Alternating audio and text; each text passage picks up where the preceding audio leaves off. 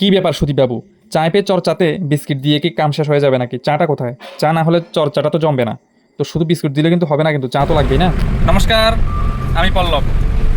আজকে যাচ্ছি একটি বিশেষ কাজে, বিশেষ প্রোগ্রামে। আমার সঙ্গে কি আছে? আমার সঙ্গে আছে মিস্টার তাপস। তাপস, কেমন আছো? Happy. Happy, okay. Now we are happy.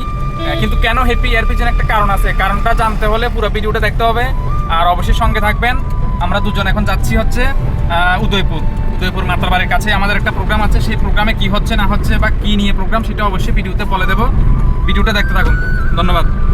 আসলে আজকে একটা বিশেষ কাজে চায় পেয়ে চর্চা, অর্থাৎ চা খেতে খেতে কিছু আলোচনা হবে, কিছু খুনসুটি হবে, কিছু বোঝাপড়া হবে, মনের অনুভূতিগুলি প্রকাশ করা হবে। এমন একটা বিষয় নিয়ে আজকে গিয়েছিলাম উদয়পুর, ঠিক মাতারবাড়ির কাছেই।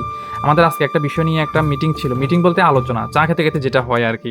সবাই মিলে একসঙ্গে বসে গেট টুগেদার হওয়া, সবাই মিলে পরিচিত হওয়া, নতুন কেউ থাকলে তাদের সঙ্গে কুশল বিনিময় করা, মানে সব কিছু মিলিয়ে আজকের দিনটা খুব ভালো কাটলো। সঙ্গে শুরুতে আমাদের সুদীপবাবু মিটিংটা স্টার্ট করেছিলেন বিস্তারিত। উনি বলার পরে এরপরে সিনিয়র যারা রয়েছেন, যেমন দেবাশিস স্যার এবং দেবালগুপ স্যার, ওনাদের মূল্যবান মতামত তুলে ধরেছেন এবং আমাদের সঙ্গে তাদের যে মতামত সেগুলি শেয়ার করেছেন।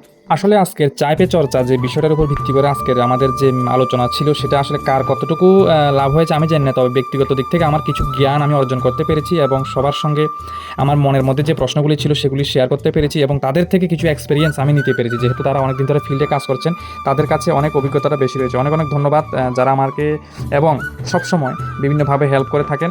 তো মাঝে একটু চায়ের বিরতি হয়েছিল, তো আমরা সঙ্গে সঙ্গে চাটা খেলাম। চাটা খাওয়ার পরে সুদীপবাবু বা রূপুদা, তারপর যারা যারা রয়েছে বাকি যারা রয়েছে, দেবাশিস স্যার, দেবালগুপ স্যার, সবাই মিলে অনেকগুলি আর বিষয় নিয়ে আলোচনা হলো। যার যে প্রশ্ন রয়েছে সেটা আমরা তুলে ধরলাম এবং যতটুকু আমাদেরকে আনসার দেওয়া যায় ততটা দেওয়ার চেষ্টা করলেন। আমি সত্যি কথা বলতে কি আজকে উপস্থিত হয়ে আমার কাছে খুব ভালো লেগেছে এবং অনেক ধন্যবাদ জানাই দেবালগুপ স্যারকে। উনি অনেক বিষয় আমাদেরকে একদম পরিষ্কারভাবে তুলে ধরেছেন, যেটা আমার কাছে খুব ভালো লেগেছে। আমার পক্ষ থেকে অনেক অনেক ধন্যবাদ এবং বাকিদেরকে অসংখ্য ধন্যবাদ যারা আজকে এই বিশেষ আলোচনা সভাতে এসেছেন অনেক দূর দূরান্ত থেকে।